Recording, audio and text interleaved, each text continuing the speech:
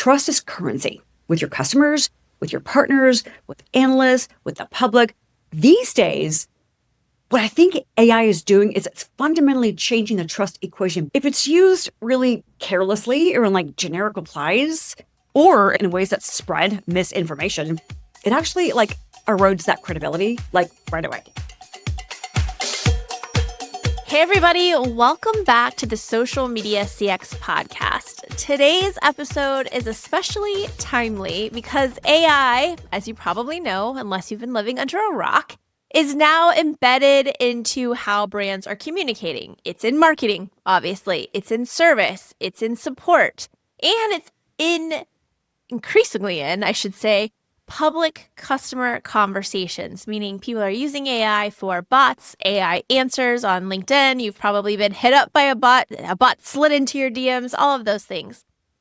And I think the real question that we have here, because you all know if you've been listening for a while that I'm a huge proponent of AI, it's not whether AI is powerful. It's whether we're using it in ways that help us protect trust. For that conversation, I'm thrilled to be joined today by Lisa Martin. Lisa is a former NASA scientist turned tech media strategist and on-air host. She specializes in translating complex AI, data, and privacy issues into clear, actionable insights for leaders who are navigating these real-world decisions about AI and trust. Lisa brings scientific rigor, journalistic clarity, and a much-needed trust lens to conversation about AI innovation. Lisa, welcome to the show. It's great to be here, Brooke. Thank you so much for having me. I'm so excited for this conversation because we have the same outlook on AI. Okay, good. I'm so excited, y'all. Okay, so you've had, obviously, one of the most fascinating career paths, as you all probably just heard in that intro, from NASA to leading conversations about AI and trust. So before we dive into social and customer experience, I'd love to ground the listeners in your perspective. So when you are looking at the current AI landscape, what do you think most leaders misunderstand about innovation and risk? You know, Brooke, I talk with enterprise CMOs weekly on my own podcast. They're not questioning AI adoption. They're focused on one thing, and that's identifying the right workflows where AI can drive measurable value. ROI, it's all about ROI this year. The boards want that. So I don't think the innovation risk is about the tech anymore. I think it's about use case selection. I mean, if you apply AI to like low impact or really poorly defined workflows, you'll get activity, but you won't get outcomes. You won't get business outcomes. But when you target revenue linked processes, we're talking things like pipeline acceleration, customer intelligence, conversion optimization, then you start to create proof. And that proof, I'm seeing, unlocks scale. So choosing the right use cases these days in 2026, it's paramount because early ROI will build credibility with the board, with finance, with sales, and across the organization. So it shifts AI from like last year, a couple years, experimentation, to these days, execution, to enterprise priority. So I really don't think that the real innovation risk is moving too fast. I think it's deploying AI in places that just can't demonstrate business value. That's such a great point. So where do you see, in the work that you're doing, where do you see the biggest disconnect between how organizations talk about AI and how they're actually implementing it? Such a great question, Brooke. I think in the conversations I have with CIOs and CMOs, the biggest disconnect right now is between ambition and operational clarity. Organizations, everyone's talking about AI. They have been for years, but they're talking about it in like really broad transformational terms like, oh, we need to reinvent the customer experience versus driving like exponential growth or reshaping the business. But when you look at implementation, we're seeing a stage where organizations want to move out of isolated pilots. Like I talked about, last year was experimentation, this year is execution. They want to move away from disconnected tools or where they're experimenting and they don't have clear ownership. The CMOs I speak with weekly, they understand that real impact, that comes from you have to map AI to really specific measurable business outcomes. We're talking things I mentioned, revenue acceleration, pipeline visibility, customer intel, and then build from there. Because as we know, AI strategy Everyone's talking about it. It sounds bold in boardrooms, but that value has to be shown, has to be really intentional. And the time is now. Yeah, I mean, we've seen report after report that's come out. I can't remember the one that I saw this week, but it was like, this many companies have deployed AI initiatives. And I want to say the number was like 6%. Only 6% of that number was like 80 something, I think. Don't quote me here, but it was like only 6% found that it got to actual, like they were what they expected. So there's a disconnect happening. Yes, absolutely. Absolutely. So on this show, we focus specifically on social media and public digital channels, spaces where conversations are visible and trust is being evaluated in real time, not only by that customer who might be giving you that complaint on social, but it's a spectator sport, right? We've got all these other people watching and making decisions as well.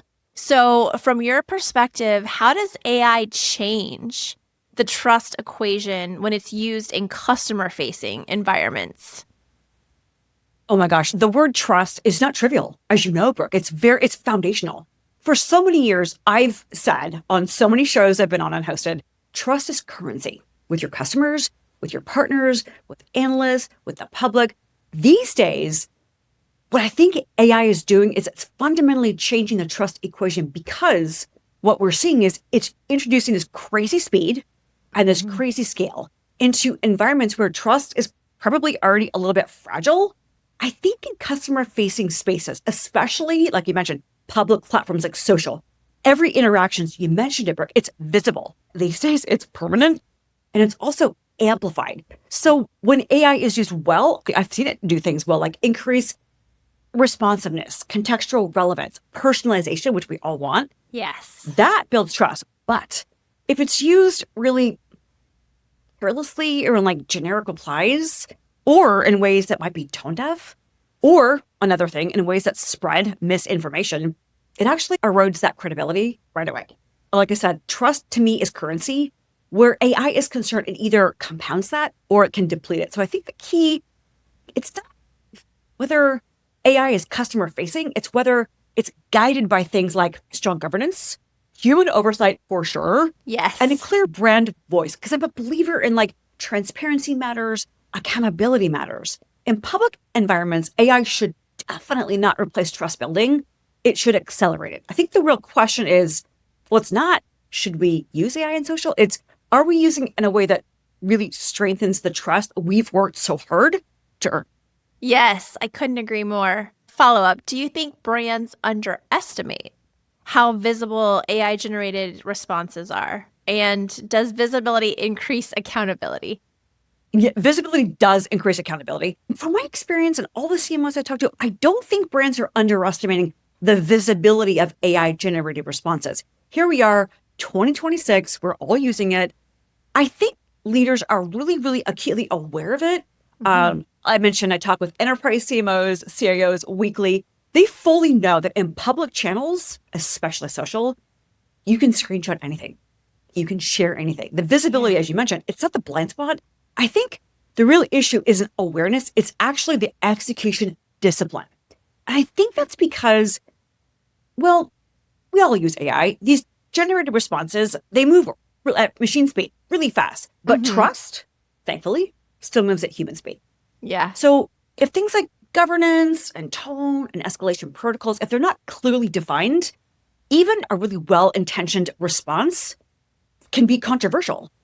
I think experienced brands, they understand that the spotlight is like neon bright on social, because in a world where trust is that currency with every customer or prospective customer, every single public interaction, human assisted, AI assisted, it's a brand moment that brands need to respect. Yes. Yes. A lot of the organizations that we work with operate in highly regulated or high trust industries. So like FinTech, financial services, healthcare, travel. In these environments, we often see conversations obviously involve money, access, eligibility, sensitive information. Yeah. What concerns you most about AI-generated responses in high-stakes customer conversations? What concerns me most about AI-generated responses in those high-stakes convos that you mentioned, like money, health, eligibility, is when people or organizations take them at face value. Can't take it at face value. Because we all know AI, it's super, super powerful, but it's still probabilistic. It hallucinates because it's generating responses based on patterns, not judgment. Yeah. And I think in those sensitive situations, that distinction has got to be made. I've long said AI, and I say it on my radio show, whether I'm doing my own podcast or whatnot, the tool should be leveraged for augmentation, assistance, for things like speed, synthesis. I even use it for creativity, but not as final authority. And I think that's the mistake some orgs make, because in those high stakes environments that you mentioned, trust is that currency. And I think brands have to do three things. They have to validate, they have to have oversight, and they have to have that human accountability. AI can support the interaction, but at the end of the day, it should never be unquestioned as the decision maker. I love that. So all that said, where does responsibility for AI ultimately sit if and when AI gets it wrong? I think it's really clear to me that responsibility sits with the organization. It does not sit with the algorithm. AI, it doesn't have accountability. It doesn't own outcomes. Leaders own outcomes. So when AI gets it wrong, which it does often, I don't think it's really a model issue. I think it's a governance issue. I think it's a training issue. Could even be a design issue or lack of human oversight. And I think we talked about like customer facing environments where trust is that flow of currency. Organizations, leaders shouldn't outsource responsibility to a tool. They just shouldn't. Because at the end of the day, as I mentioned, AI can assist, augment decisions, but that accountability always belongs to the business that chose to deploy it in the first place. There's a quote out there that it's totally escaping me right now, but it's something about machines and judgment, and like you can't have just machine make decisions for you because of judgment. Anyways, I find it somewhere, y'all, and I'll say it on a different show. But you talk a lot about transparency and privacy as growth strategies, not just compliance requirements. How should brands be thinking about data governance, which you've also mentioned governance a lot, when AI becomes part of communication workflows? So we know that AI is increasingly becoming part of the customer communication workflow. So in that sense, data governance, it can't be an afterthought. It can't be a bolt-on.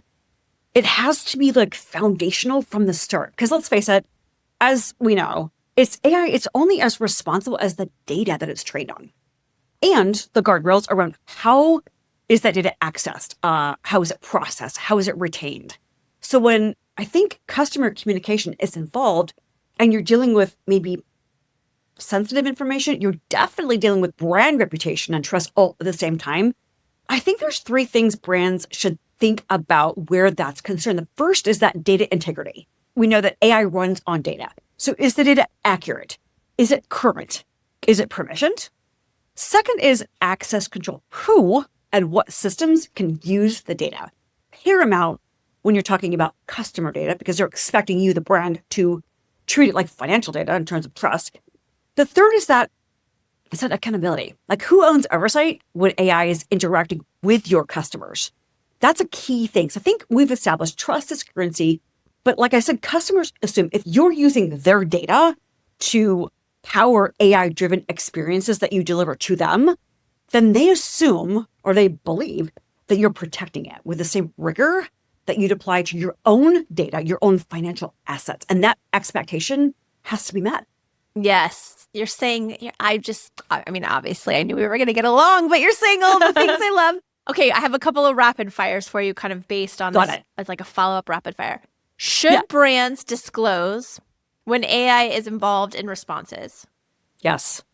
Agree. I absolutely think brands should disclose that. Same. Because the more and more technology is evolving and advancing, which it is every day, the harder it's getting to distinguish what's AI, what's not. I can spot certain things right away. Sure. Other things I can't because the sophistication is so good. So I think to be, again, that trust, that honesty with customers and prospects, that brands should be transparent with that to their customers. I think they will go a long way towards extending the trust they've already built and be able to build trust with new customers. And that's key to revenue impact. Yeah, I couldn't agree more. What does responsible human in the loop oversight look like? And that's the key thing, is human in the loop. It can't be a checkbox. I think it has to be a design decision, like baked in from the start. I think it starts with like risk tiering. So if we think about every interaction with a customer, they're not all the same. So we can't and shouldn't apply like blanket levels of scrutiny. I think if you think about like routine inquiries, those can be AI led with monitoring. But, Yes. and I think this is a big but, the moment you're dealing with things you talked about earlier, money, health, eligibility, or brand sensitive issues, there has got to be a clear, like really predefined escalation path to a human. I also means that ownership, there's got to be someone in the org that is accountable for the outcome, not just the output. Because as we all know, AI, it accelerates communication, but when trust is currency, which it is, and I hope that it always will be, I think at the end of the day, humans have to be responsible for protecting that for their brand and for the respect of their customers. I love that. Last rapid fire here. What guardrails should CMOs insist on? Like absolutely insist on before scaling AI in public channels? I think what's really important is they need to understand what are the workflows in which AI can actually help us not just be more efficient, be faster, we know that, but how can we actually use it in a way that is moving revenue, in a way that is respecting customer data privacy. That data privacy, it's like I said earlier, it's not a checkbox, it's not a nice to have, it's foundational. And so teams culturally within marketing, sales, finance, people have to be trained to understand how to respect that privacy, what to share, what not to share, so that those guardrails are firmly intact and applicable. Yes. Yes. In social care specifically, we see a lot of teams measuring AI success, through automation or cut costs or cost savings, right? But not by trust metrics or resolution quality or some of the things that you're mentioning. So I would love your perspective on, what should leaders actually be measuring when it comes to these AI initiatives?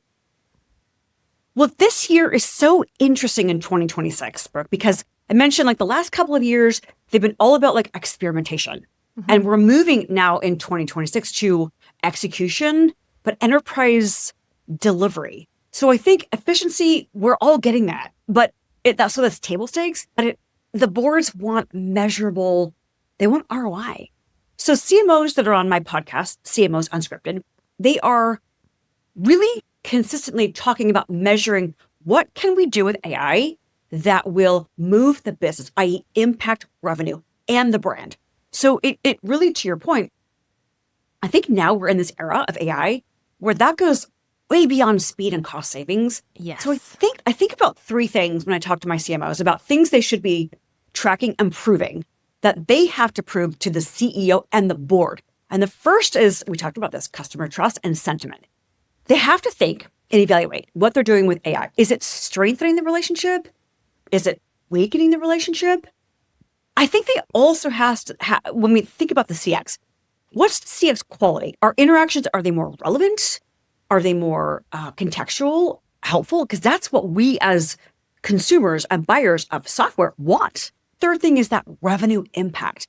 Are we seeing AI help us with conversion lift, customer retention? Yes. Pipeline velocity. Yes. Again, as boards are saying in these days, it has to be proven. And that's where a lot of CMOs have been challenged. But those that are really like redefining what are the key workflows that we can apply AI to that will move that revenue needle, that's where they're getting it right. And that's where the ROI is right now. Yeah. I feel like CMOs and small business owners like myself, right? We're all of us really, I guess, are under a lot of pressure to move quickly with AI right now, right? Yes. So we've got this, demand or directive to move quickly with AI, but at the same time, as we're talking about right now, we might have to go slow to speed up because we want to make sure we put it out right. Yeah. So for the CMOs that you talk to, what does responsible leadership look like right now, moving in this direction from experimentation to execution?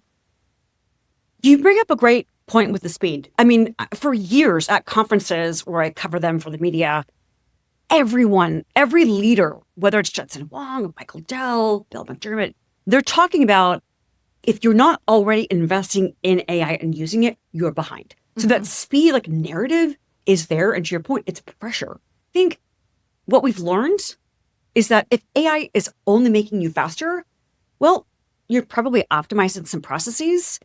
But if you're using it to improve trust, that's CX, revenue, you're transforming. And that's a huge difference. A lot of CMOs are really wrestling with, it's kind of like that start small, move fast kind of mentality. And a lot of it's back to basics. It's complex, but it's not at the same time. It's a weird kind of conundrum. Yeah. But like I said, I was talking with the SAP Business AI CMO recently on my podcast, and she said, you have to define the business processes where applying AI will make the most business impact. So refine those, don't apply it broadly, and really make sure that it's not just helping you move fast, that you're actually moving the bottom line of the business, because that's when you're transforming. Yes, I love that. How do you think CMOs or whomever, like whoever's listening or watching, if they're in this space where there's all this pressure to use AI to move fast, how do you think people should push back internally if something feels rushed? That's such a good question. And it's hard because that speed pressure is there and it's not going away. It's probably only getting faster. Yeah. I think what they need to really do is I think it goes back to the basics and identifying what with your teams across functions, across sales, across finance, across product, across people. What are the processes we can apply AI to and automation to that will really like foundationally change how our organization works? Like, what are the workflows we could redesign where we'll see impact to the business? Yeah. Can we use AI to shift like decision-making models? Can we redefine, and I think this is really important from an integrated marketing perspective, can we redefine how marketing is partnering across the enterprise? We always talk about the marketing sales relationship, you know that well, but that's such a fundamental relationship because I think if those things haven't changed yet, then people, like they might be seeing better outcomes, but they probably haven't truly transformed. So I think that honestly, transformation, it doesn't just happen when you use AI to enhance performance. Everyone's been there.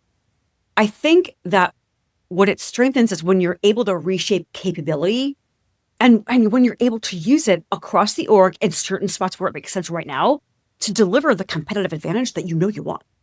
Yes. Yeah. So we've been talking a lot about obviously AI and trust. And we know based on what we've seen out there in the headlines that AI can easily erode trust. But we're talking about here how AI can actually strengthen trust if it's implemented correctly. Yes. So in your opinion, what separates brands that build trust with AI from those who will lose it? Like, what do you think the big factor is? I think the biggest transparency and accountability are two things that jump out right away. I think when people don't believe a brand or they are suspect, then that trust, which is always like razor thin anyway, can erode easily. I think when brands are transparent and accountable, those are two like foundational things. I was on iHeartRadio and Fox News a couple weeks ago after the Super Bowl talking about the Ring camera ad. Oh, and the Ring camera ad, which I loved as a dog mom. Yeah.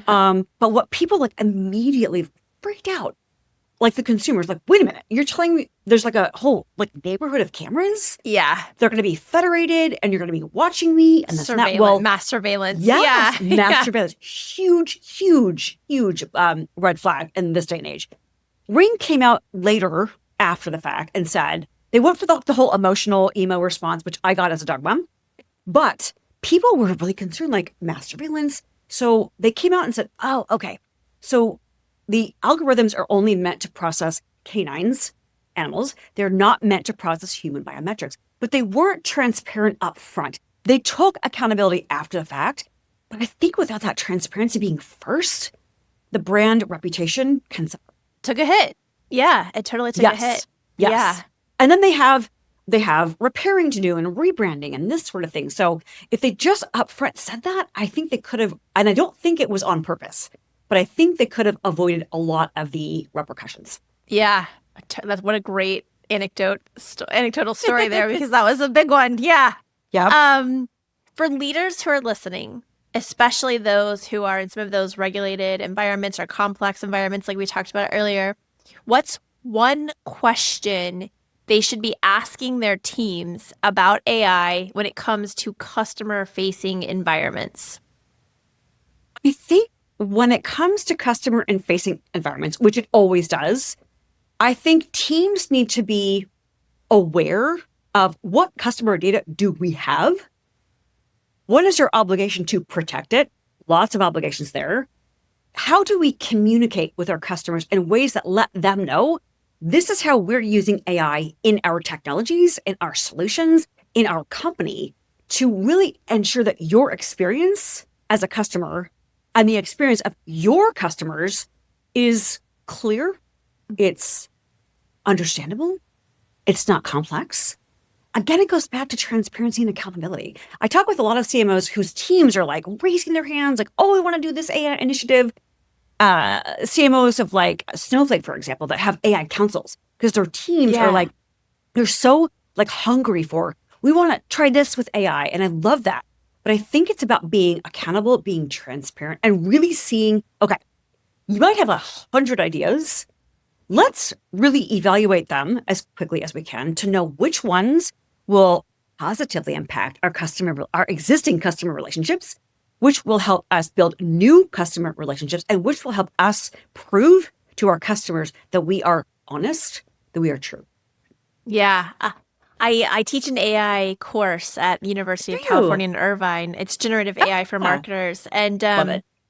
they brought their in-house person on to the class. We always do an Ask Me Anything with their in-house AI expert. And one of the things that Benjamin, hey Benjamin, shout out Benjamin at Thermo Fisher, he was very accountable. He was very transparent. I think, you can see it. You can see it in these large, this is a large organization. It's Thermo Fisher that I teach the class for.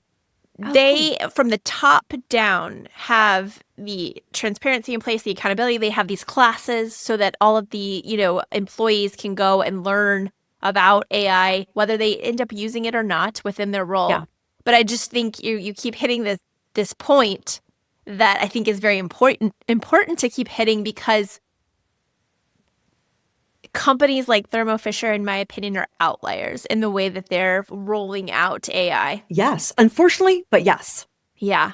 Yeah. And we need more of that accountability, transparency, education for your team so that they can understand the why behind what they're using. Because if they can understand the why behind what they're using, their outputs are going to be much better. 100%. Like, why are we deploying this? What customer problem does it solve?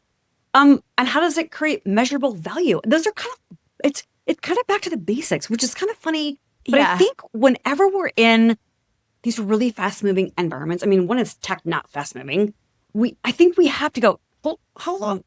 Okay, let's step back and go, what are we doing and why? How are we creating measurable value? Do our teams understand how to leverage these tools, not just for the CX, but for their own like upskilling? Yeah. We need more outliers. I love that you have this experience because that's a message that needs to get out there. I think a lot of folks are still so wrapped up in the pace of everything that they're not stopping to like smell the flowers. And honestly, I think right now, it's probably one of the best things that we can do to really make sure that it's impacting things positively. Because, anytime you get humans in the loop, it goes this way or this way. Yes. We're messy. And it will always be that. Exactly. It will always be that way. But if we just take a minute to think about the ramifications and the why, I think there will be less outliers and more folks like Thermo Fisher doing what you're doing. Yeah, I think we have to slow down to speed up. And that's hard. I'm a move fast 100%. and break It's things very person. I get it. It's so hard for me to slow down. Well, it feels like off kilter. But you're right. It's kind of like when I in the cybersecurity space, I talk to companies like that and they say a lot of times I was on iHeart this morning, iHeartRadio, talking about hacktivists and what they're doing with ICE data. And I said, a lot of times it's not like this science fiction, like movie kind of stuff. It's basics. It's humans breaking things, not doing things correctly from a cybersecurity perspective. And it's back to basics. It's back to hygiene. But a lot of folks are concerned about it. What I like is when I talk to CMOs who go, we understand we cannot boil the ocean. And there's clear reasons why, and we're not doing it. And here's what we are doing and where it is actually moving the needle. Yes. You have such an impressive background. So if there's, from science to media to AI strategy, if there's one thing that's been reinforced for you, what is it about innovation and trust in AI that you just know, like you just want to shout it from the mountaintops? I think the most important thing that I've learned in my really wonky career of being a scientist, NASA, marketing, broadcasting, podcasting, media, is that the most important thing I think we can do in our role is to really demystify complexities, whether it's science or technologies, and speak to it in human terms. Again, it kind of goes back to that basics. I worked with a lot of people, analysts over the years, who they like to talk and they just spin all these conversations. Yes. And I'm like, I don't understand what you're actually talking about. And the more I kind of stepped back and was vulnerable and said, explain that again. I don't really think I follow that. The more I noticed people were opening up. I think the more transparent you are, we've talked about this, I think it goes in transparency, accountability, whether it's professional, personal, it just goes such a long way because we have, I think, a responsibility to, and I think about this with my iHeartRadio audience, which is consumer-based. The rest of my work is enterprise-based. Okay. A lot of consumers are so afraid of AI because there's so many negative narratives. Yeah. So I want to acknowledge that, but I also want to show where all of the positives are because they're there. So if we just approach anything, tech, science, with that transparency, that demystification approach to let's help people understand this, we'll all be better off for it. Ugh, couldn't agree more. Clarity over like words and cleverness. Yeah. 100%. Education. Yeah, hand-holding. We're doing it here on the show. Let's go back to basics. Yes. It's so hard. Yes.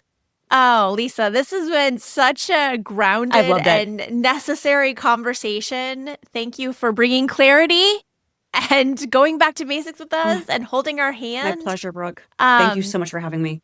Because this is, it feels like a hype-driven space, but it's not, but we have to kind of get past the noise and get to the signal. Yes. For listeners There's a who want lot to of connect noise out with there. you. Yes. So much noise. A lot of AI slap, a lot of noise. Tons. Keep following like the word of the AI stuff was like the word of 2025. Is that what was it? But it's true. It makes sense. It was I mean, one it of them. does. Yep. I'm going to look that up now. So for listeners who want to connect with you, follow your work, listen to you on iHeartRadio, where should they go? Find me on X, Instagram at Lisa Martin Media. You can find me on LinkedIn, Lisa Dally Martin, DALI.